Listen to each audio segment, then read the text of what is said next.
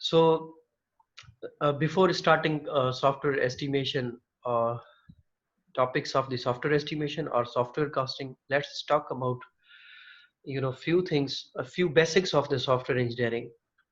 कुछ कुछ ऐसी सॉफ्टवेयर इंजीनियरिंग के बेसिक्स हैं जो आपको पहले समझानी है, ताकि फिर हम सॉफ्टवेयर एस्टिमेशन की जो एस्टिमेशन की जो टेक्निक्स है उसमें वो चीजें इस्तेमाल होती हैं। सो आई होप आपको डीकम्पोजिशन के बारे में पता होगा। What is decomposition? Software engineering में जो है वो डीकम्पोजिशन यूज होता है। डीकम्पोजिशन है क्या? डीकम्पोजिशन का मतलब होता है कि एक बड़े प्रॉब्लम को ब्रेक करते हैं छोटे छोटे प्रॉब्लम्स में और फिर उनको सॉल्व करने की कोशिश करते हैं। ये टेक्निक यूज हुई थी सबसे पहले, ये जो ना रोमन एम्पायर जो था, रोमन्स जो थे उनका एक बड़ा वो क्या कहते हैं, उनका हुक्मरान था जिसका नाम था मार्क मार्क एलियस के नाम से था। वो जो था वो बहुत अच्छा कह लें कि फाइटर था, और उसने अपने कंट्री को जो है ना, उसने जो है बहुत सारे जंगें जीती थी, उसने बहुत सारे वार्स जो थे वो जो थे जीते थे। और उसने वो कैसे जीते थे? वो क्या करता था कि किसी भी कंट्री के ऊपर जब उसको हमला करना होता था ना, अटैक करना होता था, तो वो उस कंट्री के बारे में स्टडी करता था पहले, और फिर उसके ऊपर डिवाइड एंड कॉन्कर करता था। मतलब पहले उसकी कंट्री में उसके हिस्से बनाता था, समझ रहे, उसको ब्रेक करता था पार्ट्स में, एंड देन वो उसके ऊपर अटैक करता था। तो जब बड़े बड़े उसके पास कंट्रीज जो होते थे, जो कि वो जीत जाता था जंग उनसे। क्यों जीतता था? बिकॉज वो एक साथ अटैक नहीं करता था पूरे कंट्री के ऊपर, क्योंकि वो सबसे पहले उस कंट्री में किसी न किसी तरीके से उनको ब्रेक करता था, उनके लोगों लोगों को ब्रेक करता था, या उनकी आर्मी को ब्रेक करता था, या उनकी पॉलिसीज को, या उनकी ज्योग्राफिकल लोकेशंस को, और फिर वो अलग अलग तरीकों से उनके पास उनके ऊपर अटैक करता था। तो स्लोली स्लोली वो उस कंट्री को बीट कर जाता था। That concept was basically coined in the early, काफी साल पहले। उसके बाद फिर वही सेम कॉन्सेप्ट जो था ना, ये हिटलर ने भी यूज किया। हिटलर जो था वो जब यूरोप पे उसने हमला किया था, पोलैंड पे, और उसके बाद फिर उसने अटैक किया दूसरे कंट्रीज पे, लाइक फ्रांस के ऊपर, और दूसरे जो यूरोप के कंट्रीज है जिन पे हिटलर ने बहुत सारे जूस को मारा। उसमें उसने वो भी यही करता था। जिस भी कंट्री के ऊपर अटैक करना होता था, उसकी आर्मी के उस कंट्री को पहले ब्रेक करता था, उसके आर्मी को तोड़ता था, उसके लोगों को, एंड देन वो छोटे छोटे हिस्से करके, एंड देन वो यूरोप के अंदर जर्मनी ने बहुत सारे कंट्रीज को बीट किया था, और बहुत सारे कंट्रीज के जो है ना उसने बड़ा कूटा भी था, बिकॉज ऑफ हिटलर की जो पॉलिसीज थी, डिवाइड एंड कॉन्कर था अगेन। सो ये कंसेप्ट सॉफ्टवेयर इंजीनियरिंग में यूज होता है, decomposition techniques. What it says basically the breaking larger components into the smaller components. ये आप लोगों ने मैथ में भी सीखा होगा कि अगर मैं आपको कोई बहुत बड़ी इक्वेशन दे दूं मैथ की, तो आप क्या करेंगे? मैथ की बड़ी इक्वेशन को आप सबसे पहले ये देखेंगे कि ब्रैकेट्स कहाँ कहाँ पर है। तो छोटे छोटे ब्रैकेट्स पहले सॉल्व करते हैं हम लोग। ब्रैकेट्स जब सॉल्व हो जाते हैं तो फिर बड़ा बड़ा जो कॉम्प्लेक्स प्रॉब्लम होता है, it becomes smaller complex problems, and it's easy to solve smaller problems. And then by solving smaller problems you basically solve the larger problem, ठीक है? बिकॉज बड़े बड़े प्रॉब्लम्स को मिलाते हैं, सॉल्व करते जाते हैं, तो छोटे प्रॉब्लम्स खुद ही सॉल्व हो जाते हैं। So if problem is too complex, what you are going to do is you are going to divide and conquer, ठीक है? So ये टेक्निक एक बेसिक से सॉफ्टवेयर इंजीनियरिंग की, कि जब आपके पास बड़ा प्रॉब्लम आए ना, तो इसका मतलब ये होगा, अगर मैं आपसे पूछूं कि यार ये विंडोज है, या एमएस ऑफिस है, या फेसबुक है, या गूगल है, इस तरह का कोई सॉफ्टवेयर बनाना है मुझे, तो इसके अंदर कितना पैसा लगेगा, या इसका कितना कितना जो है वो टाइम लगेगा, विंडोज बनाने में कितना टाइम लगेगा? अगर मैं एकदम से आपसे पूछूं तो आप नहीं बता सकते हैं, ठीक है? क्योंकि विंडोज एक बहुत बड़ा सॉफ्टवेयर है।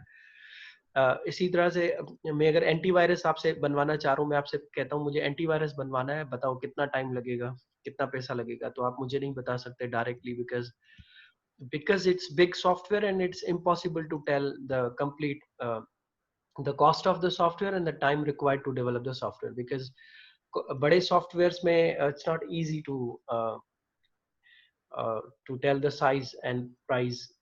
तो आप क्या करते हैं, हम लोग उसको बड़े सॉफ्टवेयर को ना ब्रेक करते हैं छोटे छोटे से उसके पार्ट्स के अंदर। तो कैसे ब्रेक करते हैं, जैसे कि अगर फेसबुक का एग्जांपल ले तो फेसबुक में कितने पेजेस हैं, उन पेजेस के अंदर उनको डिवाइड करना is basically decomposition. For example user जो है वो लॉगिन हो सकता है, यूजर जो है वो रजिस्टर हो सकता है, यूजर अपने पिक्चर्स पोस्ट कर सकता है, कमेंट्स कर सकता है, यूजर जो है वो लाइक कर सकता है, यूजर जो है वीडियो देख सकता है, वीडियो शेयर कर सकता है। ये सब क्या है, ये सब उसकी छोटे छोटे कंपोनेंट्स हैं। और ये कंपोनेंट्स मिलकर क्या बनाते हैं, ये सब मिलकर बेसिकली एक सॉफ्टवेयर बनाते हैं और उसका नाम है फेसबुक। सो बड़ा प्रॉब्लम सॉल्व करने के लिए छोटे छोटे प्रॉब्लम्स में उसको डिवाइड करें एंड देन वो प्रॉब्लम आपके लिए इजी बन जाएंगे। लॉगिन का पेज बनाने के लिए अगर आपसे पूछूं कितना टाइम लगेगा तो आप जल्दी से बता दोगे। रजिस्ट्रेशन के पेज को बनाने के लिए कितना टाइम लगेगा तो इट्स ऑल्सो ईजी। लेकिन अगर कहता हूँ फेसबुक बनाने के लिए कितना टाइम लोगे एकदम से, तो वो थोड़ा मुश्किल हो जाएगा और बड़ा सॉफ्टवेयर हो जाएगा। तो बड़े प्रॉब्लम को छोटे छोटे प्रॉब्लम्स में सॉल्व करने को आप डिकम्पोजिशन कहते हैं। जैसे कि ये एग्जाम्पल दिया है एक के डिकम्पोजिशन में एक बड़ा सॉफ्टवेयर था, उसकी एस्टिमेशन करनी थी। तो हमने क्या किया, फीचर बाय फीचर उसको ब्रेक कर दिया। जैसे मैंने आपको अभी बताया था, लॉगिन का पेज, रजिस्ट्रेशन का पेज, कमेंट्स करना है, वीडियो देखना है, वीडियो को शेयर करना है, इसके अलावा तस्वीरें पोस्ट करनी है, अपना वॉल वॉल के ऊपर कोई तस्वीर लगानी है। ये उसकी साइज लिखते जा रहे हैं। ये साइज कहाँ से आएंगी, ये साइज आपके पास डिफरेंट टेक्निक से आती है, इसके ऊपर भी बात करेंगे आज। समटाइम्स ये साइज हमें मिलती है from the previous projects. Login का पहले पेज बनाया था किसी और सॉफ्टवेयर के अंदर, किसी और प्रोजेक्ट के अंदर, तो वहां से निकालते हैं कि एस्टिमेटेड लाइन ऑफ कोड कितने होंगे। ये एलओसी का मतलब लाइन ऑफ कोड है, तो कितनी लाइन ऑफ कोड होंगी वो हम लिखते हैं हर फीचर के सामने। तो हमें अंदाजा हो जाता है कि ये सॉफ्टवेयर कितना है, उसकी साइज क्या है, उसके इस पर्टिकुलर पार्ट की साइज क्या है। फॉर एग्जांपल लॉगिन के पेज के अंदर कितनी लाइन ऑफ कोड रिक्वायर्ड होती है, ये पता चल जाएगा। ठीक है। और इसके अलावा अगर रजिस्ट्रेशन का पेज है तो उसमें कितनी लाइन ऑफ कोड है, तो ये पता चल जाता है फ्रॉम द प्रीवियस प्रोजेक्ट। अगर प्रीवियस आपका एक्सपीरियंस है तो, अगर एक्सपीरियंस नहीं है तो फिर हम डेवलपर से पूछते हैं समटाइम्स। ठीक है, या प्रोजेक्ट मैनेजर जो हमारे पास जॉब करता है उनसे पूछते हैं और वो फिर हम लिखते हैं। ठीक है। और उसके बाद आते हैं कि सॉफ्टवेयर एस्टिमेशन क्यों जरूरी है। अभी इसके ऊपर थोड़ा सा आपको बताया था कि कुछ कुछ जो सॉफ्टवेयर हाउसेज है या जो क्लाइंट्स है ना, they are interested in knowing to know the software development time और कॉस्ट। ठीक है, जैसे कि मैं कोई क्लाइंट हूँ, मेरी दुकान है, मैं आपसे सॉफ्टवेयर बनवाना चाहता हूँ मेरे दुकान के लिए, स्टॉक इन्वेंट्री का कोई सॉफ्टवेयर है फॉर एग्जांपल है, and I want to know the, मैंने आपको बता दिया कि यार मैं सामान ले आता हूँ, वो अपने सॉफ्टवेयर एंट्री करता हूँ उसकी, और आप जो है मुझे उसका बना के दें कि मैंने कितनी सेल की है, कितने मैंने प्रोडक्ट सेल किए हैं और कितने प्रोडक्ट अभी मेरे पास स्टॉक में पड़े हुए हैं, कितना प्रॉफिट मैंने कमाया है और कितना मैंने खर्चा किया है, सैलरीज कितनी देनी है, ये सब मैंने आपको बता दिया। उसके बाद बताने के बाद मैंने आपसे कहा what will be my next question, my next question will be how much time will you take to develop this software and what will be the cost। Normally मेरा ये क्वेश्चन होगा क्योंकि मैं क्लाइंट हूँ और it's my right to know. ठीक है, अगर मेरी बजट में होगा, अगर मेरे पास इतने पैसे हैं कि मैं ये सॉफ्टवेयर बनवा सकता हूँ आपसे, तो मैं बनवाऊंगा, और मुझे अगर रीजनेबल लग गया तो मैं बनवाऊंगा। ठीक है, हो सकता है मैंने दूसरे लोगों से भी एस्टिमेशन लिया हो, आपसे भी एस्टिमेशन ले रहा हूँ, तो एस्टिमेशन आप अगर हवा में दोगे, मेजोरिटी ऑफ द सॉफ्टवेयर जो होता है, मेजोरिटी ऑफ द प्रोजेक्ट वो फेल हो जाते हैं। आपको पता है क्यों फेल होता है? फेल होने का रीजन ही यही होता है कि जो एस्टिमेशन हम देते हैं ना, वो हवा में देते हैं विदाउट एनी वर्क, कोई काम ही नहीं करते और बस अपनी मर्जी से बता देते हैं कि यार ये 1 लाख रुपए में बनेगा या 2 लाख रुपए में बन जाएगा और इतना टाइम लग जाएगा। तो उसमें होता ये है कि विदाउट एनी पेपर वर्क, या विदाउट किसी कैलकुलेशन के आप जो टाइम बता देते हो और पैसा बता देते हो, तो अल्टीमेटली होता ये है कि वो उस टाइम में और उन पैसों में वो बनता नहीं है।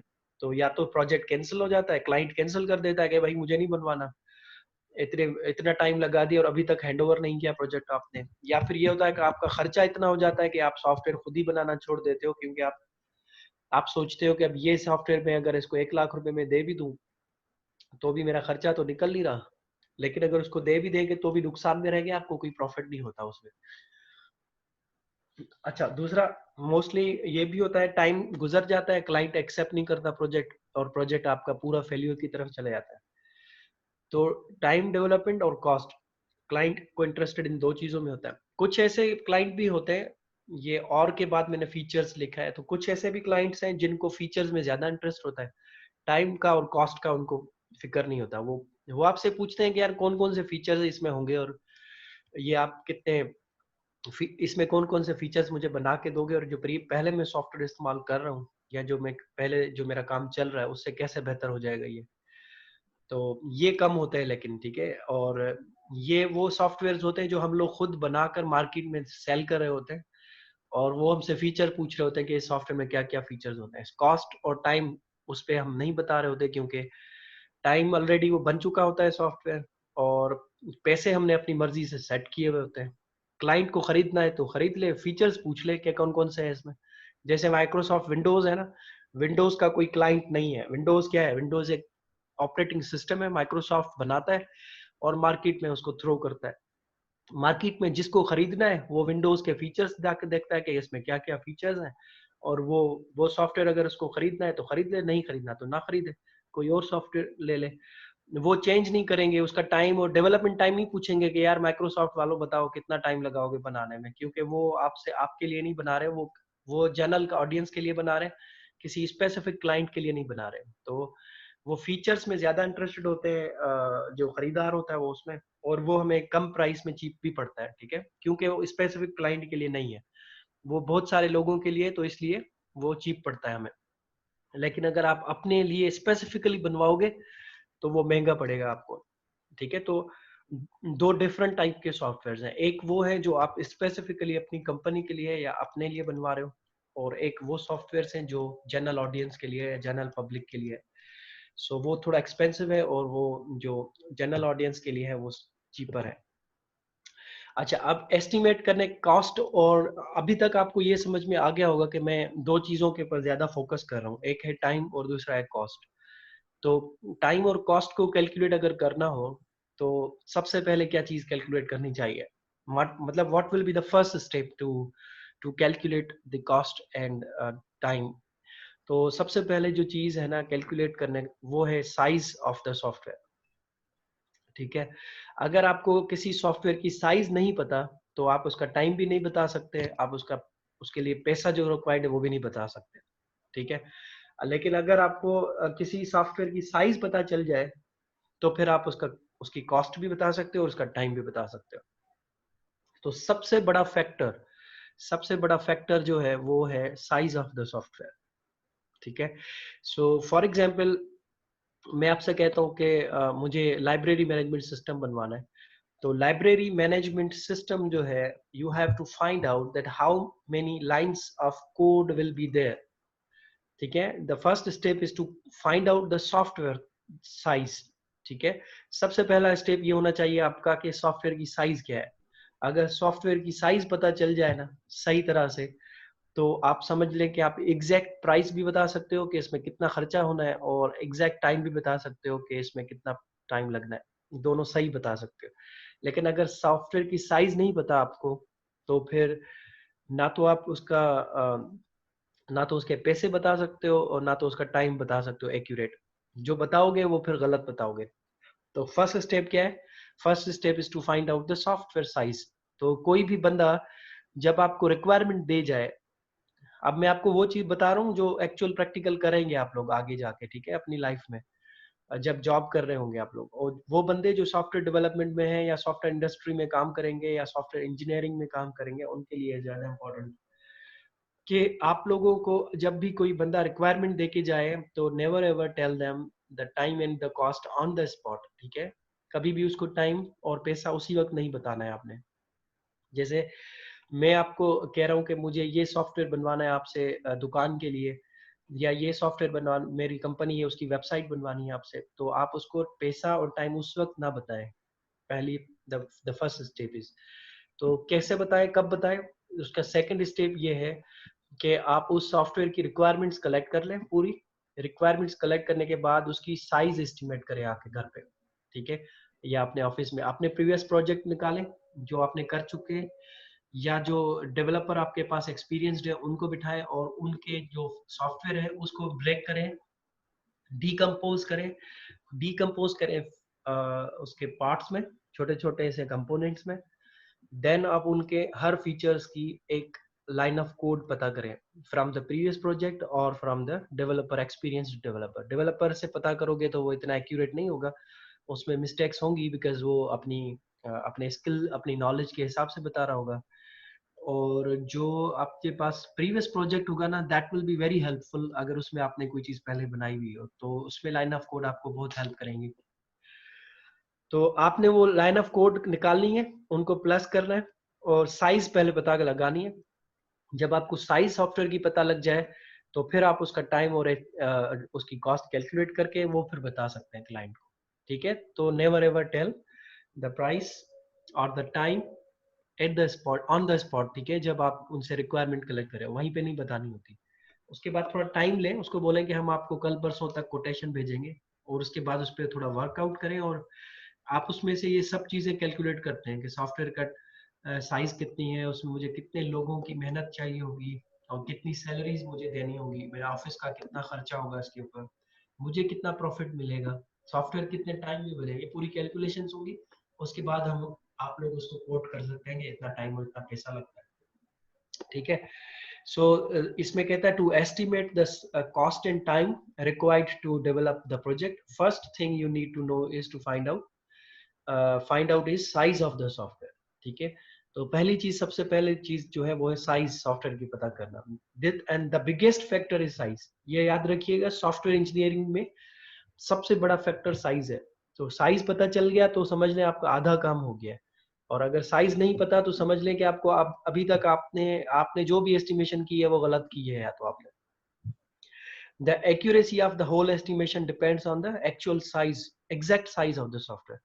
तो एस्टिमेशन की एक्यूरेसी की अगर मैं बात करूं, मैं आप देखें एस्टिमेशन में अगर आप तीन चार आपकी क्लास में से स्टूडेंट उठाओ ना, और तीन चारों से मैं पूछूं कि मुझे लाहौर जाना है हैदराबाद से, तो कितना टाइम और कितना पैसा लगेगा, मैं चार स्टूडेंट से पूछता हूँ आपके क्लास में, सपोज रैंडम रैंडम बंदे उठाता हूँ और पूछता हूँ, तो चारों बंदे जो मुझे टाइम और पैसा बताएंगे ना वो डिफरेंट होगा, ठीक है।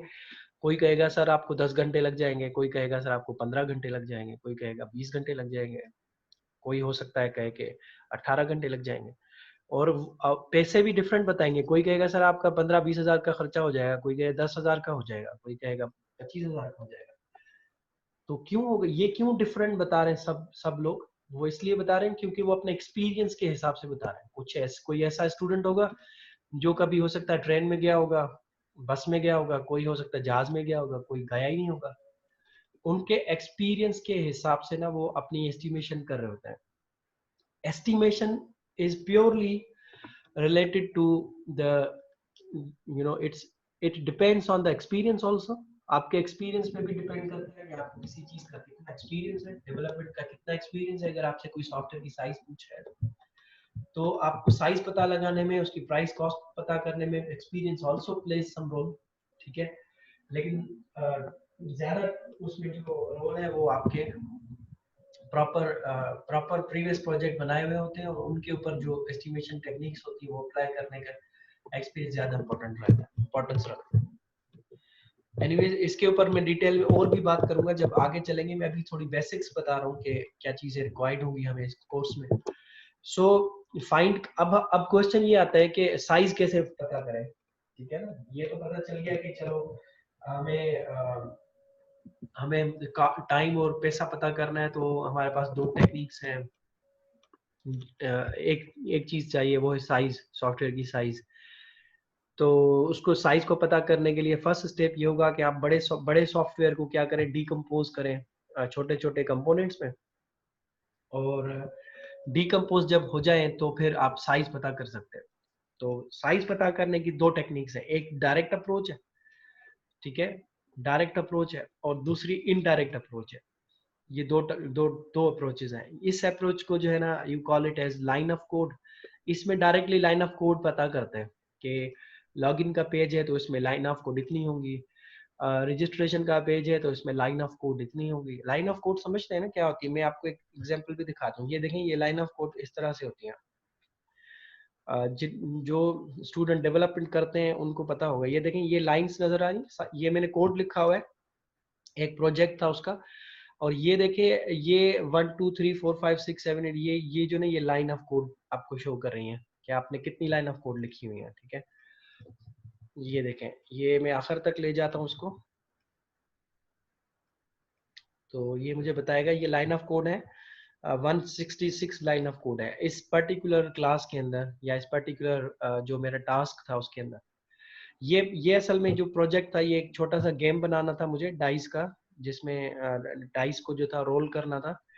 लूडो लूडो गेम खेला होगा ना आपने, वो लूडो गेम जो था ना, वो हम बना रहे थे उस पे एज अ प्रैक्टिस, के प्लेयर आते हैं और वो आके लूडो खेलते हैं, दो बंदे आपस में, तो उनका रेंडमली कोई नंबर आएगा और उनके ऊपर होगा। तो इसको एक लैंग्वेज है रस्ट, उसमें बनाने की कोशिश कर रहे थे। तो टोटल लाइन ऑफ कोड मुझे इसमें लगी कितनी, 166।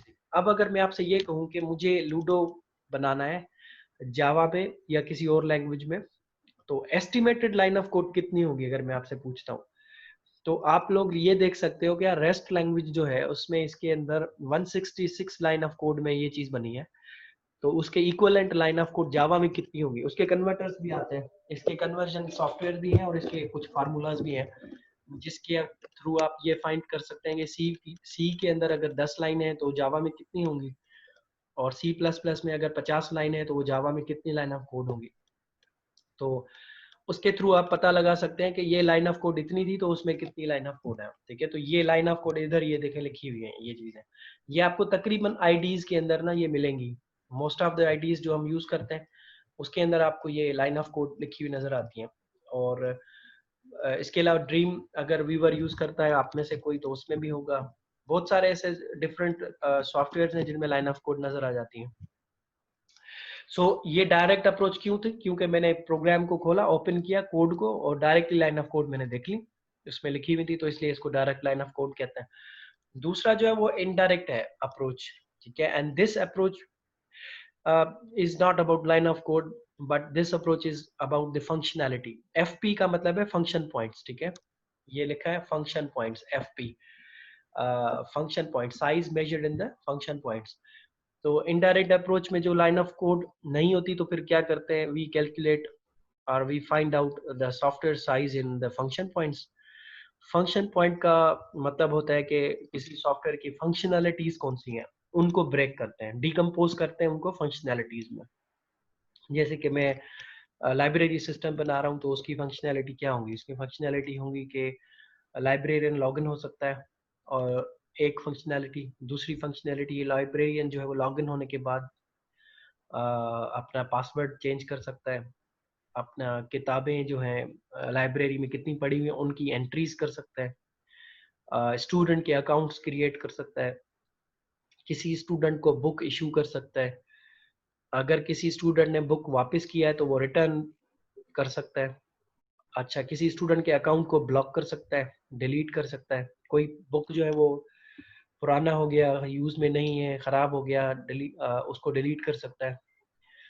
इसके अलावा उसके अंदर जो है वो बहुत सारे ऐसे ऑप्शंस हैं जो कि लाइब्रेरी में परफॉर्म होते हैं, वो सारे ऑप्शंस जो हैं वो लाइब्रेरियन उसमें परफॉर्म करेगा। सेम स्टूडेंट की अगर फंक्शनैलिटीज ब्रेक करें तो स्टूडेंट किताबें सर्च कर सकता है जो उसको चाहिए लाइब्रेरी में से। किसी भी बुक के लिए रिजर्वेशन करवा सकता है कि ये बुक मुझे चाहिए। बुक जो है वो अपने अकाउंट में देख सकता है कि मैंने कितने बुक्स इशू करवाए, उनके उनकी नंबर ऑफ बुक्स और उनके नेम्स देख सकते हैं।